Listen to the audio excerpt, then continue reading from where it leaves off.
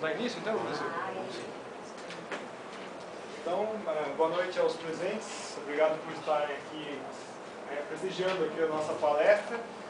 O curso de pós-graduação está abrindo a todos uma oportunidade ímpar de assistir os palestrantes sobre a escala geográfica e a variabilidade climática, né? Então, nós estamos trazendo aqui os ícones do assunto do nosso viés, né, professor? Então, quem hoje recebeu o professor Ponte, que vai trabalhar aqui com a desertificação nas áreas tropicais, numa apresentação de cerca de 2 horas e meia, 3 horas, né? Então, professor Ponte, fique à vontade, senhor já da casa, não precisa nem passar todo o serviço. Obrigado, eu agradeço o convite do professor Ricardo Felício, que compareceu hoje aqui. Ele sempre tem essa postura de abertura, de convidar outros docentes que compareçam aqui para também exporem os seus temas, discutirem, né? Isso é muito bom, muito positivo. Então eu agradeço essa oportunidade de estar hoje aqui para apresentar esse tema, que na realidade é uma modalidade de mudança climática. Será que é isso que a gente vai discutir, né? Porque sim, desertificação, vamos discutir o que é deserto, o que é seca, o que é desertificação, são coisas diferentes, né? E a desertificação, se é um processo de ressecamento do ambiente, significa mudança climática, né? Porque o clima que era úmido deixou de ser úmido, passou a ser subúmido, depois passou a ser seco. E depois passou a ser árido e hiperárido, né? Mas precisamos ver em que contexto essas coisas acontecem, se evidentemente em que escala temporal, principalmente esse tipo de coisa ocorre, e como é que isso pode ser demonstrado, tá? Que é o papel do pesquisador, é estudar um tema e demonstrar aquilo que ele está investigando. Não é apenas fazer afirmações uma atrás da outra e parar por aí. Não, quem faz ciência tem que trabalhar com evidências, e colocar essas evidências e submetê-las sempre à discussão, sempre assim. Nunca se supõe que se tenha chegado a uma palavra final em qualquer pesquisa, de qualquer natureza. Sempre tem uma possibilidade de aquilo ser melhorado, de aquilo ser revisto em parte ou inteiramente, né? Faz parte, né? E é muito difícil se fazer afirmações em ciência assim, de maneira apressada. E a primeira aula que eu tive como universitário nesta faculdade, isso em tempos bem remotos, né? Na primeira aula era professor de antropologia. Nós fazia parte do nosso currículo um ano de antropologia. E era muito bom também, né? E a gente estava se deslumbrado, entrou na Universidade de São Paulo, e o professor foi dar uma aula de antropologia, e ele falou isso na primeira aula, ele nunca deixei de fixei isso e sempre estou repetindo. Ele disse assim, em ciência, em qualquer ciência, não se pode fazer nenhuma afirmação sem ter primeiro todas as provas sobre aquilo que se vai afirmar. Até provas que a gente supõe que vão pedir. Não aquelas provas que já estão pedindo diretamente, né? Até aquelas que a gente supõe que podem pedir, a gente já tem que ter guardada. Só nessa circunstância é que se pode fazer uma afirmação em ciência. Eu fiquei impressionado, nossa, mas a ciência é uma coisa rigorosa, né?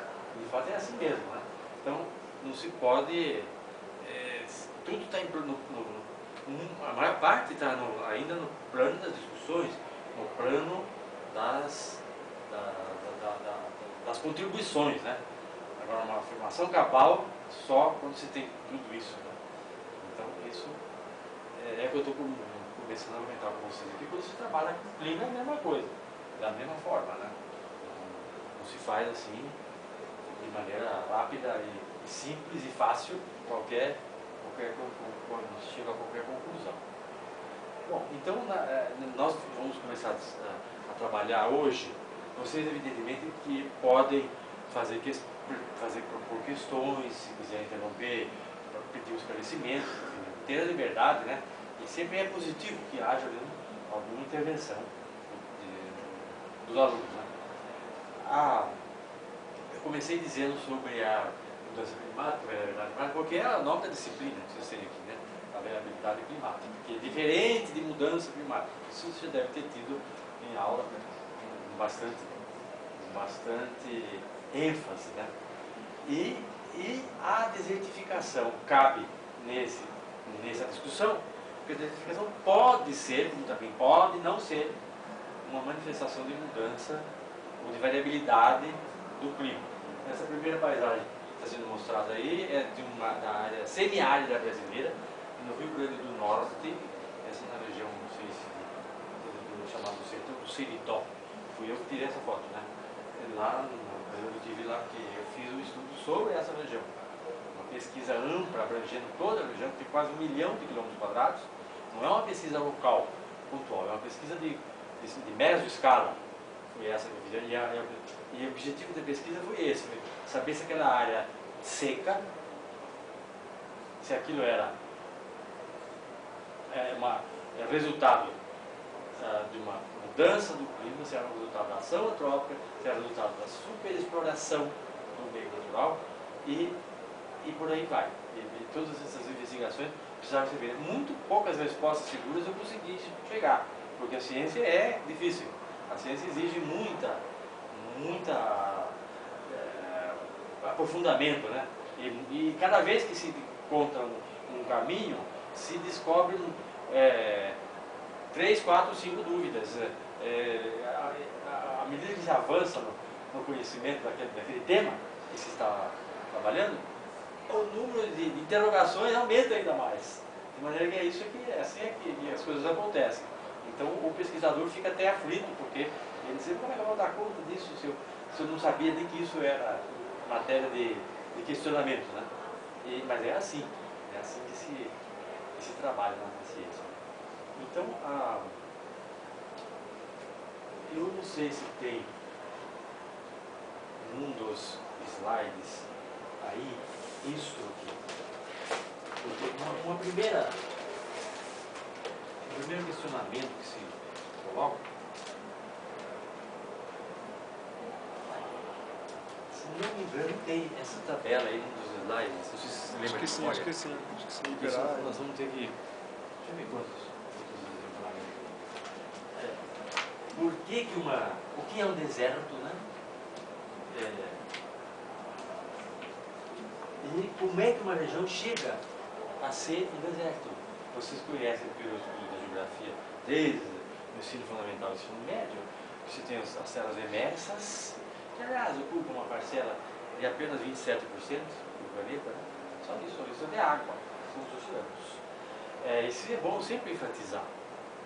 Então, essas serras emersas apresentam manchas maiores ou menores, distribuídas de maneira irregular, mas tem uma certa lógica nessa distribuição, de regiões secas. Vamos chamar de maneira ampla região seca, sem dizer se é árida, se é semiárida, se é hiperárida, porque há gradações, né? Mas regiões secas. Então, se fizer uma visão abrangente das terras emersas, se chega à conclusão de que mais ou menos 30% das terras emersas são áreas secas, o que é muito grande, né? O percentual de terras emersas que são afetadas por essa carência de água no sistema natural. A região se torna seca e pode ser em vários graus, né? Brandamente seca, semi-úmida, subúmida, semiárida, pode ser seca e pode ser muito mais acentuada essa seca. Mas 30% mais ou menos das terras emersas são áreas secas. E desses 30%, a população é mais ou menos a mesma coisa. Do total de habitantes do planeta, que hoje está entre 6 bilhões e meio e 7 bilhões, está por aí, total de habitantes, mais ou menos também um terço, por mera coincidência, habita essas regiões chamadas essas regiões secas. Então luta com a falta de água, com a dificuldade de transformar essas áreas em áreas produtivas, porque é importante transformá-las em áreas produtivas, evidentemente, para todos os atendimentos, todas as necessidades do mundo, né? Então essa região, nós temos no nosso país uma parcela dessas terras secas. E nós somos um país úmido, um país trópico úmido, né? Um país da baixa latitude, e a baixa latitude ao longo do planeta o anel formado pelas baixas latitudes. O que são as baixas latitudes? É muito fácil, é uma coisa simples. As latitudes vão de 0 a 90, né? Então, é só dividir em 3. De 0 a 30 são as baixas latitudes, de 30 a 60 são as médias latitudes e de 60 a 90 são as altas latitudes. É assim que se classifica do ponto de vista astronômico. Astronômico quer dizer o traçado das latitudes e dos paralelos. Então, baixa latitude é o que está entre 30 do hemisfério norte e 30 do hemisfério sul. E média e depois alta. E assim por diante. Então, nós trabalhamos com as baixas latitudes. Essas regiões áridas, a que eu estou me referindo, ou secas, vamos usar mais antes da palavra de seco, elas estão distribuídas também nas médias latitudes. Nas altas latitudes não se fala em região seca, se usa outra expressão. Essas regiões frias têm outra, por causa do critério adotado para se definir o que é uma região seca, que é uma relação entre a evapotranspiração potencial e a precipitação média, anual. E como a evapotranspiração é baixa, muito baixa lá nas regiões muito frias, porque precisa de temperatura, né, para desencadear o processo, então elas são fortes. Então, mas essas áreas secas, portanto, estão distribuídas nas médias latitudes e, sobretudo, nas baixas latitudes. E aí quando elas aparecem como uma extensão geográfica mais expressiva. E aí é que elas são mais fonte de problema em termos de adaptação das populações a essas condições agressivas do ambiente, por carência de água, né? Porque a biosfera, o mundo vivo está desigualmente distribuído, mas a minha biosfera na região seca luta com o problema da luta pela água, né? Então, ela está adaptada à falta d'água. A biosfera vegetal, a biosfera animal está adaptada à escassez de água, a pequena quantidade de água. E a mesma coisa as sociedades humanas também têm que se adaptar a essa escassez de água. E isso é mais difícil na baixa latitude do que nas médias, por causa da concentração de energia. A concentração muito grande de energia na baixa latitude admite que a radiação solar que chega, que é o anel do globo, esse anel do globo, essa faixa, né, que é bombardeada pela radiação solar que vem lá